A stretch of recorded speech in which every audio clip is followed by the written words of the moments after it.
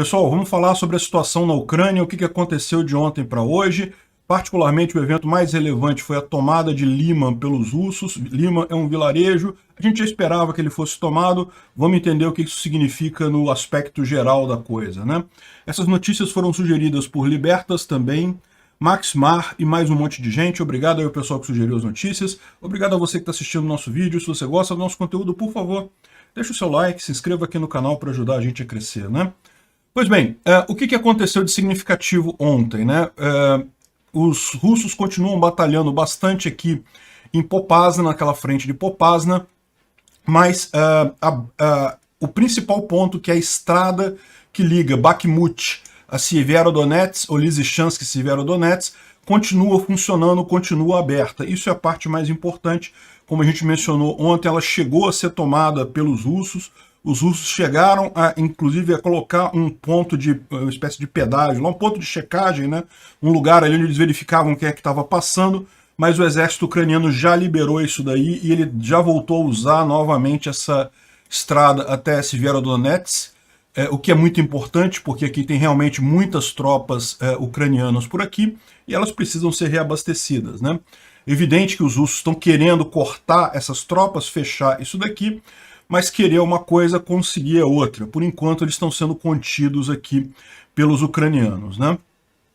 O que teve de mais significativo ontem foi justamente a tomada de Liman. Liman, a gente já vem falando sobre ela há alguns dias, os russos estavam já nos arredores dela, levaram um tempo para tomar a cidade, mas acabaram tomando ela totalmente, e como a gente falou ontem, isso era esperado, isso iria acontecer mesmo. A expectativa dos ucranianos, eles não vão defender cidades pequenas. É bem diferente Liman de Severodonetsk, tá? Severodonetsk é uma cidade muito grande, tem muita gente, muito maior do que Liman, né? E na verdade são duas cidades, né? Porque Lysychansk também é bem grande, aqui logo do lado. São as duas grandes cidades que restaram do estado de Luhansk, lá na Ucrânia, né? E essas cidades os ucranianos vão defender por quê? Porque está dentro da estratégia deles da guerra de atrito, ou seja, eles podem até eventualmente ceder Severodonetsk e Lysychansk, só que eles vão ceder aos pouquinhos e matando muito russo no processo. Então, justamente por serem grandes cidades, é fácil dos ucranianos fazerem isso e causarem muitos danos aos russos, e no final das contas, os russos podem até tomar essas cidades, a gente não está descartando isso pode acontecer, mas vai ser muito custoso para os russos fazer isso, não vai ser barato para eles tomar essa cidade, eles vão perder muito pessoal, muitos equipamentos para isso. Essa é a estratégia mesmo do exército ucraniano. No caso de Liman, a história é basicamente a mesma. Também o exército ucraniano cedeu aos poucos Liman, que causou muitos danos ao exército russo. O russo, para tomar Liman, levou muito tempo, mas é uma cidade menor, então não tinha como segurar por muito tempo. E a estratégia dos ucranianos, como a gente já tinha adiantado, é segurar aqui no rio, né? O rio Severodonetsk, ele forma uma barreira natural aqui. É a mesma barreira que segura aqui mais adiante aqui, que os russos tentaram passar aqui em Bilohorivka e não conseguiram. O mesmo rio ele passa aqui por Liman. As pontes que estão aqui já estão sendo destruídas pelo exército ucraniano. E mesmo que não sejam totalmente destruídas, por exemplo, aqui tem uma represa. Ó. Então uma represa não tem muito como você destruir totalmente a represa, mas mesmo isso serve como uma maneira de segurar os russos, porque agora os russos têm que passar por um lugarzinho só. Isso acaba sendo muito fácil dos ucranianos guardarem esse tipo de coisa e evitarem o avanço, né? A grande cidade que deve ser preservada aqui é justamente Sloviansk. É uma cidade também bastante grande aqui, já na República, no estado de Donetsk, né? Lembra, Donetsk e Luhansk são os dois estados lá que estão tentando se separar da Ucrânia. Na verdade não tem isso, né? A gente já falou, são russos forçando a barra para isso, mas essa é a situação, né? Então, de grande alteração, o que teve foi isso, né? Os russos continuam batalhando aqui por Severodonetsk, continuam perdendo gente e continuam sendo enfraquecidos pelos ucranianos. Em Popasna, eles estão tentando alargar essa coisa aqui de Popasna, não conseguiram muita coisa, mas estão tentando, estão batalhando para isso daqui, né? E Liman foi tomada. Teve uma outra cidadezinha aqui também que eles estão batalhando, mas também sem sucesso. Bohorodinchne, que também está sendo batalhada aqui em Izium, mas também não conseguiram avançar ainda. Um outro lugar que está tendo batalha é aqui perto de Kharkiv, né? Lembra que há um tempo atrás eu falei que os russos estavam contra-atacando aqui, tentando pegar a Ternova, e os ucranianos conseguiram repelir adequadamente os russos aqui. Ternova está novamente, plenamente em mãos ucranianas, sem nenhuma presença russa na região, né? Mas os russos estão preparando uma ofensiva aqui, tá? Eles estão já preparando tropas. Tudo indica que nos próximos dias eles tentarão novamente uma ofensiva aqui na região de Kharkiv. Estão preparando tropas aqui e aqui também, ou seja, para reforçar isso daqui. Como eu falei para vocês, esse ganho que os russos tiveram aqui foi muito em função de terem rompido Popasna. Realmente perder Popasna foi algo estrategicamente muito ruim para os ucranianos. Está contido, está dentro do aceitável, mas foi algo ruim, né? Mas o que a gente espera ver nos próximos dias é um reforço dos russos. Os russos vão botar mais gente para lutar nessa frente aqui, e eu vou explicar mais adiante o motivo estratégico por que eles têm que fazer isso. A gente já falou, na verdade, em outros vídeos, mas só para reforçar, eles têm que ir para tudo ou nada agora, eles têm que conquistar alguma coisa muito rápido, porque as sanções estão matando a Rússia, e a Rússia quer negociar esse tipo de coisa. Então vamos entender mais adiante o que está acontecendo aqui, mas do ponto de vista militar, o que importa é, os russos avançaram muito pouca coisa, o Lima estava dentro dos planos ucranianos, Severodonetsk também, e a gente teve uma boa notícia nessa história toda aqui, que os militares ucranianos estão reforçando suas tropas em Severodonetsk e Lysychansk. Ou seja, lembra que eu falei para vocês, né? Se esse avanço aqui em Popasna realmente arriscar cortar os ucranianos por aqui, o movimento correto para eles fazerem seria recuar, abandonar Severodonetsk, abandonar Lysychansk e sair daqui. Isso seria algo ruim para a Ucrânia, porque lembra, a estratégia da Ucrânia é segurar as grandes cidades e matar muito russo nas grandes cidades. Então eles querem continuar brigando aqui, mas se correr o risco de ficar isolado, de virar uma nova Mariupol, é melhor mesmo eles recuarem. A perda dessas cidades para a Ucrânia não faria essa diferença toda. A questão é que a Ucrânia quer usar isso para atingir as tropas russas, né? Então, o que eles estão fazendo? Eles reforçaram as forças aqui, o que significa que, na visão do comando ucraniano, a situação aqui em Popasna está sob controle. Não tem o risco de fato, conseguirem fechar esse cerco aqui, né? E isso pode ser devido a vários motivos. Primeiro que as defesas aqui ucranianas já estão organizadas, então, ou seja, eles já preveem que vão conseguir segurar essas tropas aqui. E um outro efeito é aquilo que eu falei para vocês. Essa área aqui é uma área muito aberta, é uma área muito de campo aberto. Não tem floresta, não tem grande cidade, não tem grandes vilas. Tem alguns vilarejozinhos aqui, mas tudo muito pequenininho e é uma área muito aberta. Então, o que acontece? Os russos não conseguem se abrigar e fincar o pé numa cidade e manter aquela cidade sob controle. Eles acabam tendo que se movimentar o tempo todo e com isso os ucranianos conseguem de forma muito mais simples combater esses russos, né?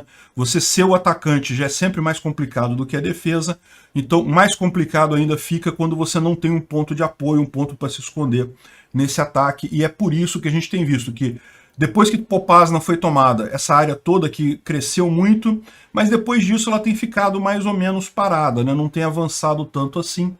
Chegou a ameaçar a estrada aqui, que, lembrando, nessa estrada é importante, mas não é a única estrada. Então, mesmo em tese, essa estrada estando tomada pelos russos, os ucranianos têm outras estradas menores aqui, que eles poderiam usar para os russos interromperem totalmente os suprimentos para Lysychansk e Severodonetsk, ou eles têm que fechar essa pinça aqui, ou eles têm que tomar Bakhmut. Bakhmut é hoje o principal hub para abastecer as tropas aqui, né?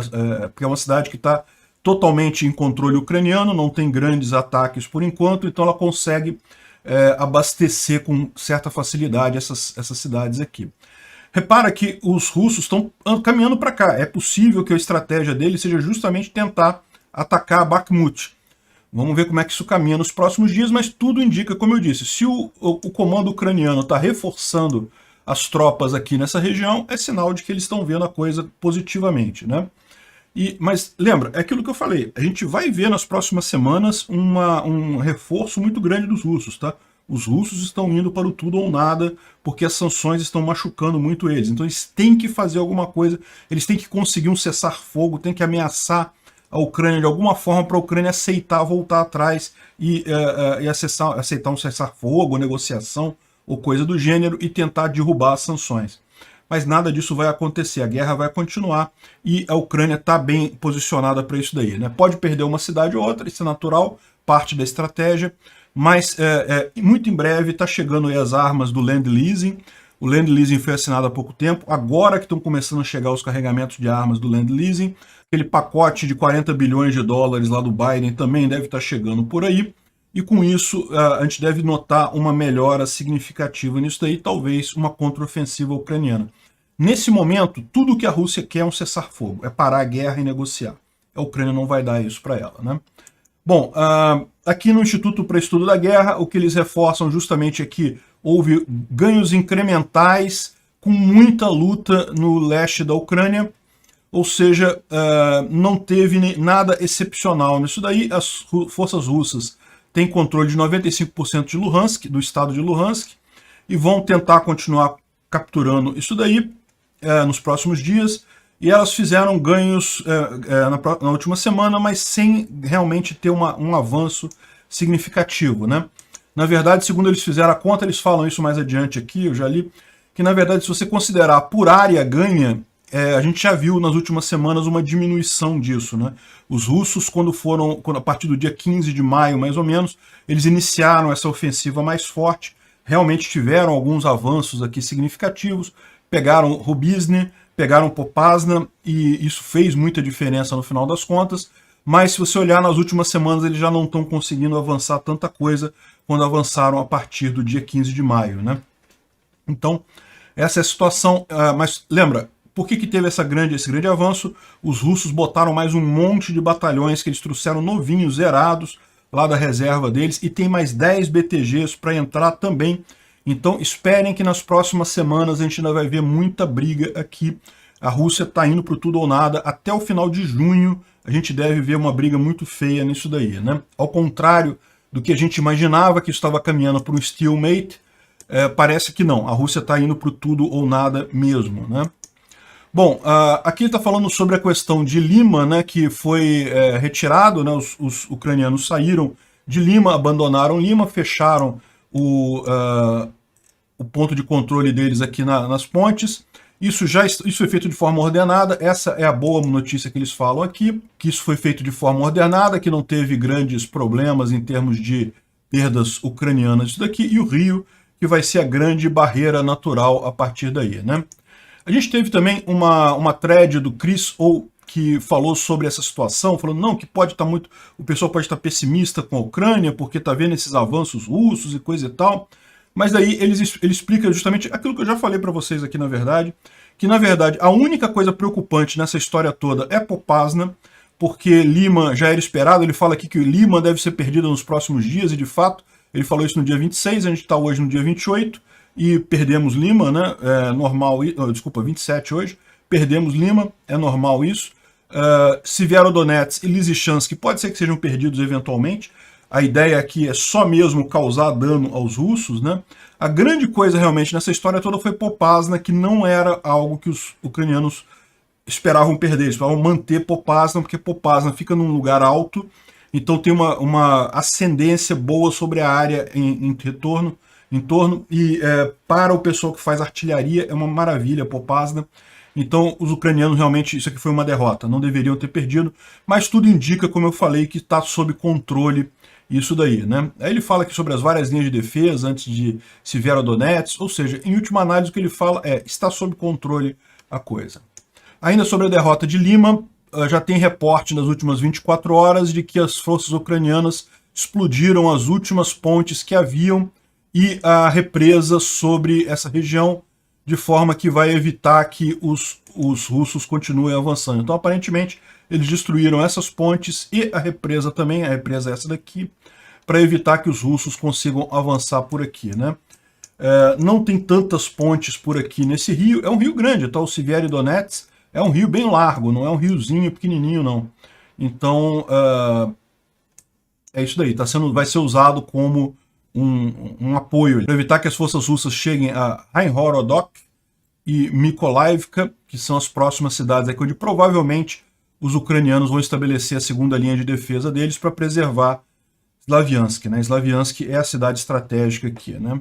Bom, essa filmagem aqui é muito interessante porque mostra que os russos usaram em Lima bombas termobáricas, né? O que é esse tipo de bomba? É um tipo de bomba que força uma reação de queima muito forte, de maneira que, embora a explosão seja bem limitada, ela consome o oxigênio de uma região muito grande. E isso daí é um problema, porque, por exemplo, se você tem soldados em trincheiras, o soldado morre do mesmo jeito, mesmo que ele não seja atingido pela explosão em si.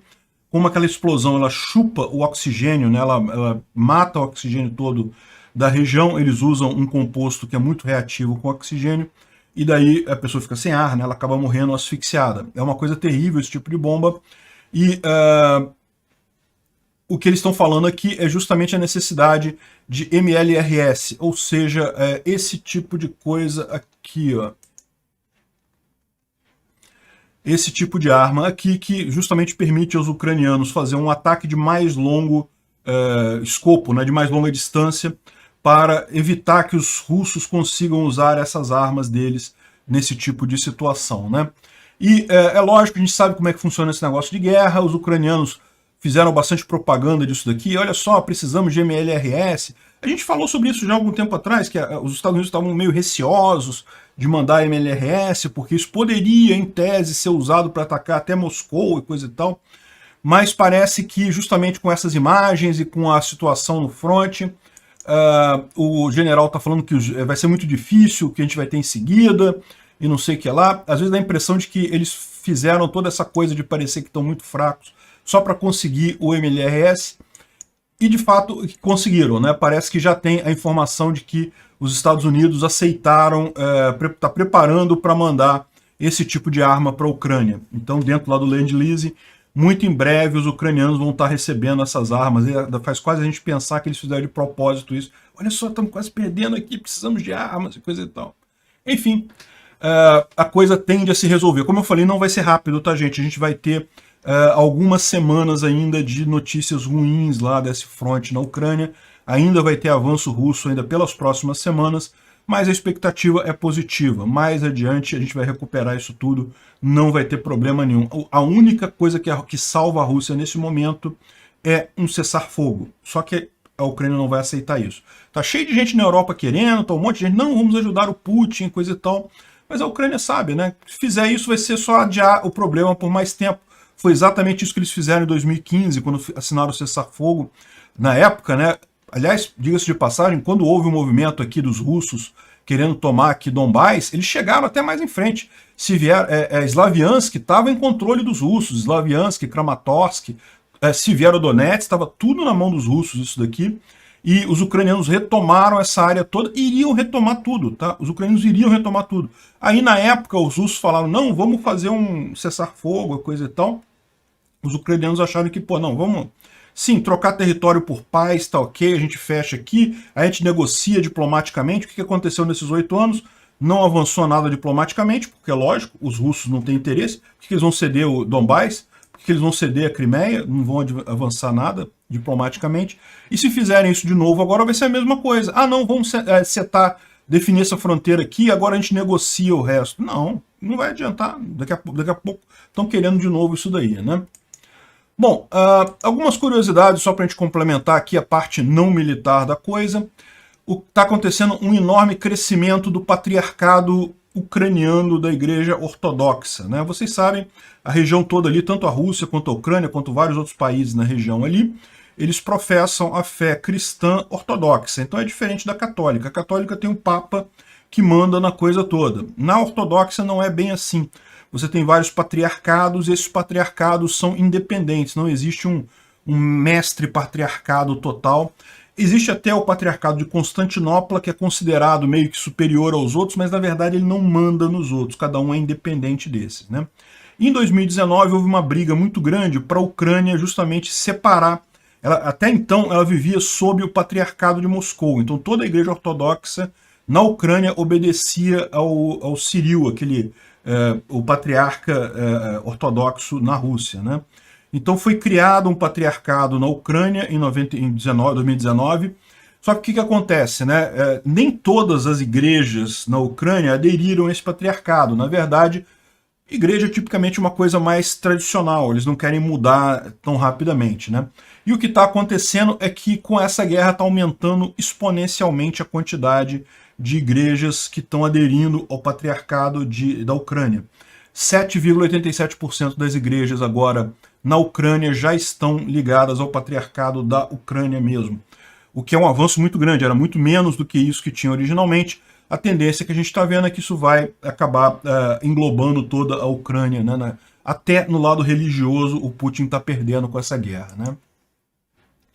Bom, o parlamento regional de Primorie, que fica em Kaliningrado, deixa eu mostrar aqui no mapa, é essa região, esse enclave da Rússia que fica aqui entre a Polônia e a Lituânia, né? Então, essa aqui é parte da Rússia, e essa cidade de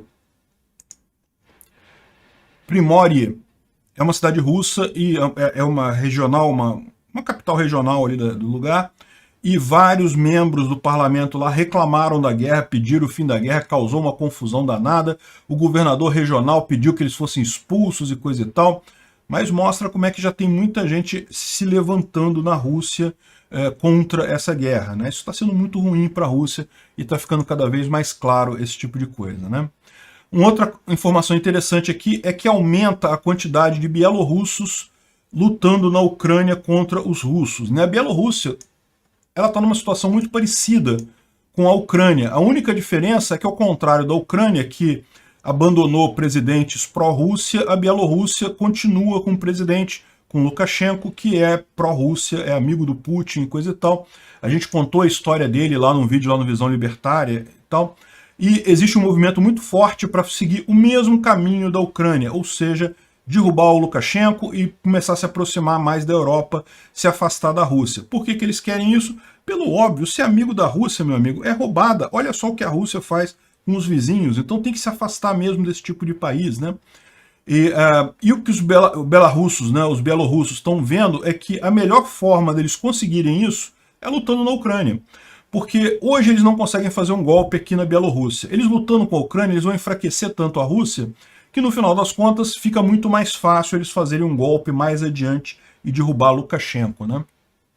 Então, é bem interessante essa questão aqui dos bielorrussos ajudando. Realmente já é todo um regimento do exército ucraniano só de voluntários bielorrussos. Bom, e a questão das sanções? Como eu falei para vocês, por que o Putin está fazendo essa força toda, está colocando até tanque velho, os cacareco velho dele lá, para lutar na frente de batalha, tá jogando todo mundo, um monte de conscrito para morrer lá na frente. Por que o Putin está fazendo isso? Porque as sanções estão pesando muito para a Rússia. Como eu falei para vocês, esse verão agora no hemisfério norte, final de maio, início de junho, estamos já no final de maio, as coisas vão começar a ficar muito ruins lá na Rússia, né? Sanções é uma coisa que acontece de forma gradual, então não é uma coisa que aconteceu a sanção, a pessoa morre de cara. Não, não é isso. Começa a faltar peça, começa a faltar reposição, manutenção, e isso tudo vai sufocando a economia russa. A economia do mundo inteiro hoje é altamente interligada. No momento que um país se isola desse jeito, ele morre economicamente, né? Então, por exemplo, um exemplo que está acontecendo aqui, né? A Rússia está vendendo o petróleo dela para a China com um preço muito mais barato, porém não está conseguindo vender muita coisa e está diminuindo a quantidade. Por que isso? Por causa da questão ele explica aqui nessa matéria, principalmente por causa da questão de seguro de navio, né? Eu vou fazer um vídeo só sobre essa questão de seguro de navio lá no Visão Libertária para explicar isso direitinho, em detalhe, como é que funciona esse troço e por que isso está sufocando tanto a Rússia, por que aqueles 24 navios de fertilizante nunca vão chegar no Brasil, não vai funcionar, não vai chegar fertilizante russo no Brasil. Se chegar 1 ou 2 navios é muito, eu vou explicar isso no vídeo que eu vou fazer lá no Visão Libertária, porque existem 6 grandes companhias que fazem seguros de navio no mundo, em última análise, resumindo muito, e é Japão, Estados Unidos e Europa. Todo mundo está embargado com a Rússia, ninguém vai fazer navio, ninguém vai fazer seguro para navio que faça negócio com a Rússia. Então não tem jeito, não tem como continuar negócio com a Rússia via navio, e é o que a China está vendo. Ela está conseguindo ainda com navios menores, que tinham ainda seguros ainda em validade, mas à medida que eles vão tendo que renovar o seguro, eles não conseguem renovar o seguro, sem renovar o seguro eles não podem usar portos, então no final das contas eles não conseguem fazer esse transporte de qualquer forma, né? Um navio pequeno ele não consegue sair da Rússia e chegar até a China direto, sem passar em nenhum porto de nenhum outro país. E aí, em portos de outro país, eles não podem entrar porque não tem seguro. Por regras, eles não podem entrar sem seguro. Então, mesmo que a China, mesmo que o cara do navio fale, não, eu quero arriscar, vou botar meu navio aí sem seguro mesmo, e vamos ver se dá certo, mesmo isso ele não vai conseguir fazer, está cada vez diminuindo mais a quantidade de óleo para a China. É lógico, em algum momento, no futuro, os russos e os chineses vão fazer gasodutos ligando a Rússia à China, né? É a alternativa mais óbvia. O problema é, a maior parte das refinarias da China está no litoral aqui. Porque, lembra, a China ela não é grande produtora de petróleo. O petróleo dela vem todo de navio. Chega do Oriente Médio de navio aqui. Então as refinarias dela são todas próximas da costa. E o grosso da produção petrolífera da Rússia, nesse momento, é aqui no meio, mais ou menos. Então, fazer um oleoduto de óleo cru daqui até aqui é uma distância... Cara, esse é projeto para 20 anos, né? Vamos ver como é que vai ser isso daí, mas não vai ser fácil esse negócio, esse petróleo continuar fluindo da Rússia para a China, né? E aí aqui a gente vê o desespero da Rússia todo, né? A Rússia, não, a gente libera os grãos da Ucrânia se vocês levantarem as sanções e coisa e tal. A Rússia quer negociar, é a única alternativa dela, é negociar para tentar levantar as sanções e tentar manter o que ela conquistou de território aqui, porque ela sabe que ela não consegue manter esses territórios. Então, ela precisa de um cessar-fogo, de um acordo qualquer, para manter esses territórios em seguida. E esse é o motivo, no final das contas, deles estarem engrossando as fileiras agora, deles estarem forçando a barra. Por que eles estão fazendo isso agora? Porque eles não podem deixar para fazer mais na frente. Mais na frente eles não vão ter condições de fazer isso. A economia vai estar tão quebrada que eles não vão ter nem como fazer um ataque tão forte assim à Ucrânia, né? E, bom... saiu a notícia de que o Putin vai assumir diretamente o sistema financeiro russo. Vai dar muito certo isso. Vai dar certo pra caramba. O Putin já está gerenciando a tropa lá milimetricamente, mandando um soldado para aqui, um soldado para ali. Agora vai gerenciar todo o sistema financeiro russo na mão do Putin. Isso vai dar muito certo, cara. Putz, grila. Eu tô sendo irônico, tá, gente? É lógico que isso vai dar muito errado no final das contas. Esse negócio, essa centralização de poder no final é o que está matando a Rússia. Obrigado por assistir o vídeo até o final. Além de curtir, compartilhar e se inscrever no canal, considere se tornar patrocinador com valores a partir de R$ 1,99. Clique no botão Seja Membro abaixo para saber as condições e vantagens de patrocinar o canal. Mais informações sobre o nosso projeto, visite nossos sites indicados na tela.